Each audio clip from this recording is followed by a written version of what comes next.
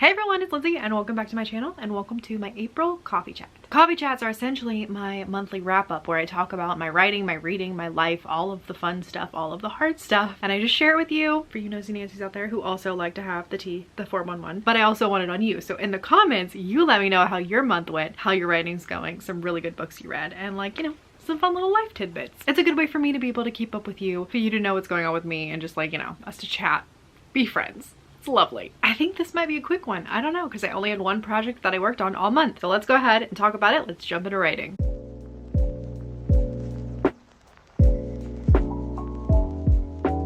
My project for April, all of April, the only thing I worked on all month was Project Pyro.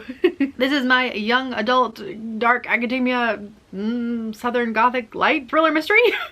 Who knows? I haven't written a pitch for it yet, and maybe I should do that. But it's about a girl from the wrong side of the tracks that gets invited to this really prestigious fancy school and she doesn't know why, and then she gets there and people start disappearing. And it might have something to do with her past. I am currently on my third draft of this project, which means I'm working on like the voice and the prosy stuff. I talked last month about how usually by this stage, I'm really confident with my character arc and my plot, and I can just work on the prose and the voice. But because I wrote this book so long ago, I'm actually having to still kind of check it and move things around a bit. So we took care of all of that last month, and this month I've just been able to really dive into the voice and the prose and just like make it shiny and just like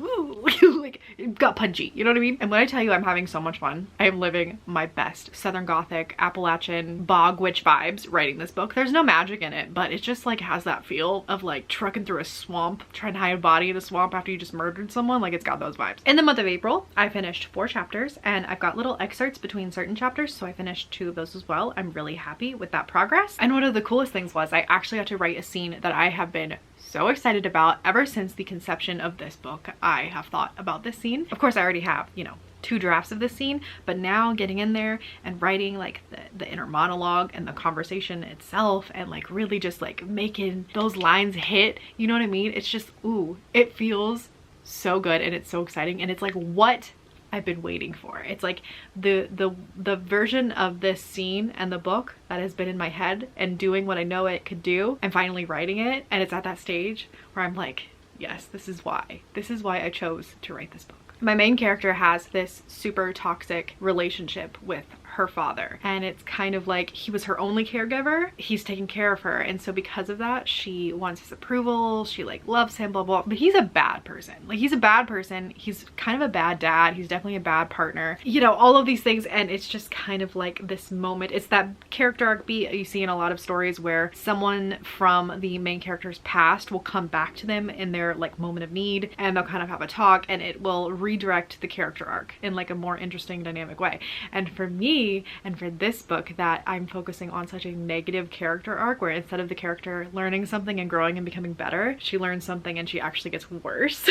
So the scene for me is a pivotal moment where, you know, the whole thing is like she's trying to do better. She's like got this really great opportunity and she's gonna leave her past behind, make her family proud, and take this opportunity and just be a normal teen and be successful, and you know, whatever going to a type of school like this can bring her. But of course she's had a rough past, and then all of these girls are disappearing at her school when she gets there, and it seems like someone is like messing with her. So she's had a really hard time trying to stay on the straight and narrow, right? Fighting who she is, what she was raised to be. The whole novel, she's just been like, that's not me anymore. I'm not that person. Like, I can just let that go and move on. And then she gets with her dad and it just like all comes crashing back down, and she's like, no, screw it. Screw it. I am that I am. Woe to all that get in my way. And it's just,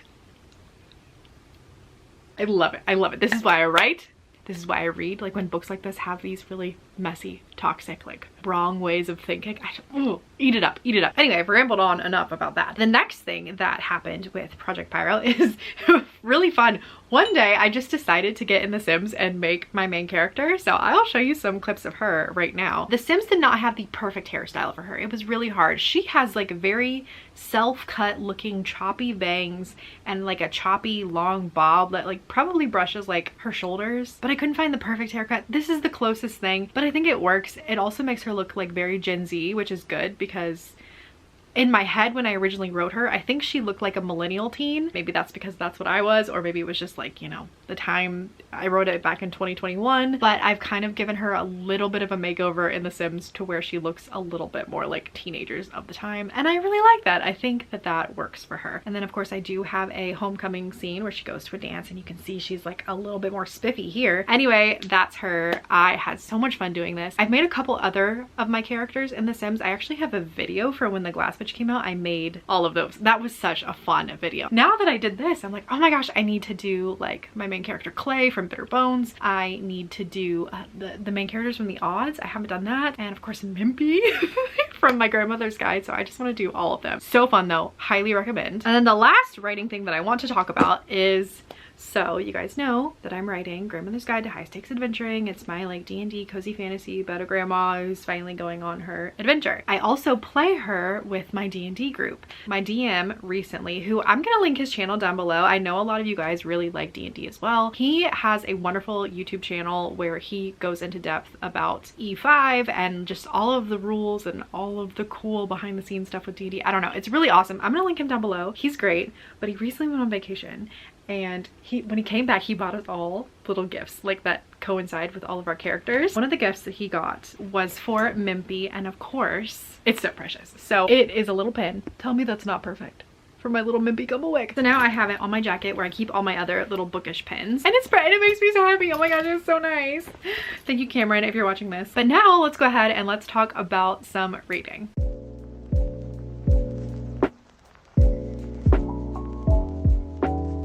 In the month of April, I read 8 books and I DNF'd 4. My average rating was a 3.9, and I am continuing with this trend of just really enjoying everything I'm reading because I am just DNFing so quickly with anything that I'm not vibing with. I also participate every year. Well, it's bi-yearly. So I participated in the Magical Readathon. This is hosted by G over at the Book Roast. If you guys are not participating in this and you like readathons, I highly recommend checking this out. There's so many channels that do it and so many that participate. It literally is a role-playing D&D-esque style readathon where you make a character and you choose a school class basically that they're in this dark academia setting, and then depending on the type of classes you take, give you book prompts. It's so fun. It's so fun. We do it twice a year, once in April and then once in like September. Highly recommend. But I did that and that was really fun. I completed all of the books I needed to but one, and I'm going to start reading that book next, kind of carry it over into next month. So like, you know, completed it, successful, happy. I also got a couple books this month, which is pretty rare for me. I normally don't get that many books throughout the year. I use my library a lot. If you guys aren't using your library, I highly recommend. But one thing that I've been really wanting to read is the lit RPG Dungeon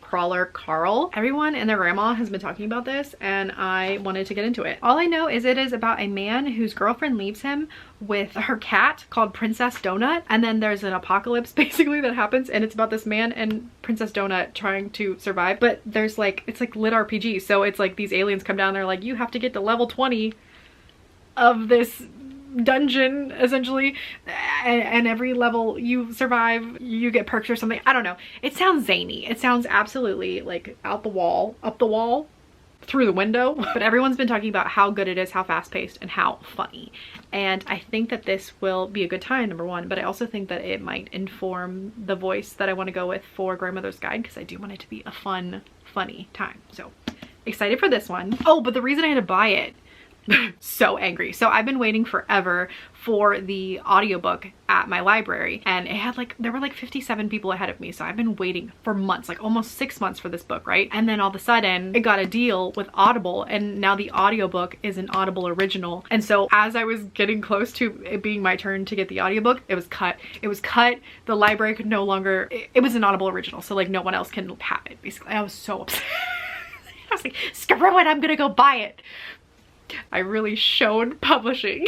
Anyway, next. This one I'm excited for, but I'm taking a huge chance. So it is How to Become the Dark Lord and Die Trying by Django Wexler. This has also been getting really good reviews in the cozy fantasy slash lit RPG space. This is a laugh out loud fantasy about a young woman who, tired of defending humanity from the Dark Lord, decides that maybe the Dark Lord is onto something after all. And I thought this sounded so good from the beginning. It sounds very funny and it sounds like it's going to be right up my alley. It's like this woman She's constantly trying to defeat the Dark Lord, and then she keeps dying, and then, you know, it's kind of like lit RPG, so it resets. She respawns, and then she tries to kill him again, and she keeps dying and dying and dying, and eventually she's just like, screw it, I think I'm just gonna become evil. I'm hesitant though, because I do not like anything that manipulates time. I really don't. That's a hard sell trope for me, and that's what this is. It's like basically a loop. Like it's like a video game, responding, restarting, and I don't like that. So I'm nervous, but I always think that even a trope you don't like, if it's done well, it can work, right? So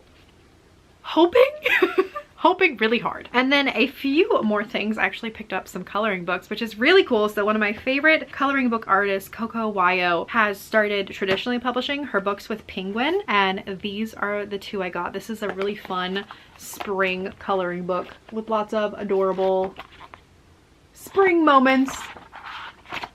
I'm having a great time with this one. I've colored a couple pages already out of it. This one is Cozy Corners. Look at this one. This one is so cute. Like, look at this little like treehouse moment. How cute. Anyway, I'm really into coloring. If you guys didn't know, I color like while I'm listening to audiobooks, and they're a great way to relax. So got some of these. Moving into talking about some of my favorite books for the month. Thing is, like, now that I'm doing this DNF thing where I'm liking every single book I finish, I could literally talk about any of the books. Like any of the books that I showed as ones I completed this month, I would probably recommend all of those. But my favorites for this month, I've just been on a John Mars train. Obsessed. So I read The One by John Mars forever ago. If you guys haven't read this, you totally should. Apparently there's a Netflix adaptation, although I've heard it's very different from the book. It like takes a totally different vibe. Basically, what John Mars does is he takes an idea and sets it in like a near future sci-fi situation where he's like, oh, what if there was a DNA test that you could take that could help you find your genetic soulmate? And so he takes that idea, and then I'm totally making this up, but this is what I think he does. And then he brainstorms in what way that could go terribly wrong. And then each of those brainstorm ways, he makes a couple around them, and then they all become POVs. In here. What if your perfect match is a serial killer? What if your partner is like an 88-year-old person and you're like 20? What if they've already died? What if they are currently dying? What if you're already married and the person you're married to isn't your match? What if your match is someone of the same gender and you did not know that you were not heterosexual? Fantastic. Page turner, absolutely dramatic and like soapy almost in some ways. Incredible. Loved this. This is 5 stars when I read it, but for whatever reason I never continued with John Mars, his backlist, his frontlist, anything. This month we changed that, children. I read 3 books by him and they were all wonderful. So the Marriage Act is like, what if the government was like giving boons to people who were married? Well, what that means for unmarried people, what it means for people who don't love each other but get married. The Family Experiment is so fun because it's like in this near future world where, yeah, you found your DNA match and maybe you also gotten married because the government will like not discriminate against you if you're married. People are wanting to have kids, but it's more expensive to have kids and some people can't do it. There's like this reality TV show where they bring on all of these couples. They can be voted on to win and be best parent like of the year or whatever by raising a simulated child that is made from their DNA and looks like their real baby would and is raised at an accelerated rate throughout the year, and people vote in on like their parenting skills, and then people are eliminated, and at the end, if you win, you can decide to either keep your genetic baby simulated thing, or you can like destroy them and get enough money to actually like do IFV or have money to adopt or whatever you want. And it's like that premise, and then John Mars is like, okay, how can we make this really dramatic and go really, really wrong, and let me create couples around this? So good. Oh my gosh, it was so good. And then The Minders is set in the same world. This one takes a little bit more of a like I don't know what else to call it, a dude thriller edge where it's like government spies, we need to hide our secrets because the government keeps getting hacked, but we can't keep it in the web anymore because it's too easy for people to hack in the future, so we're gonna actually DNA implant it in certain people's brains, and then these people we're gonna like hide everywhere. And so John Mars is like, that's a great idea, let me make a bunch of couples. I love him. I am obsessed with him. I think he's so good. If you like fast-paced, page turners, propulsive reads, and you want a little bit of sci-fi, and you like a little bit of soap, you like some drama, you like somebody finding out that they have like a secret twin, or kidnap the neighbor's baby for no reason, or someone's a secret serial killer because like in every book someone's a secret serial killer. John Mars. John Mars. That's all the reading that I have. It was such a fun time. Oh my gosh. But anyway, let's talk about some life stuff.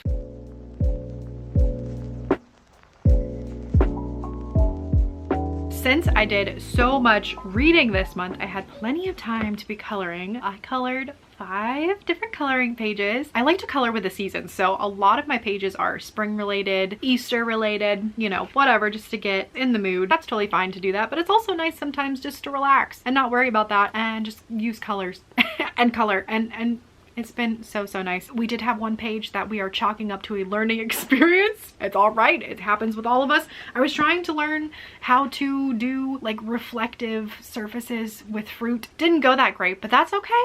That's okay. We live and we learn. Music wise, I know, who is she? She's listening to music. Weird. I started listening to Mayhem by Lady Gaga. I know I'm a little bit late to the party, but let me tell you, 2010s teenage angsty Lindsay was such a Lady Gaga stan. Oh my gosh, I can remember driving to school, windows down, Gaga blasting, listening to like Free As My Hair. This album was so great because it just feels like a callback to all of her other older albums. Having the best time listening to it. If you're wondering, Garden of Eden is like my favorite, followed by like Disease, I think. Yeah, I also really like Zombie Boy and Abracadabra, obviously. And then the only other big life thing that's really been happening this month is that me and my husband have been doing as many picnics as possible because of my migraines and how they are so related to seasonal pressure. We have just been enjoying the cooler April weather before it gets too hot to go out and making the absolute most of it. The last time we did a picnic, we brought, you know, food obviously, but then we also brought games and we just played games for like an hour and a half sitting out there like in the sun with a gentle breeze.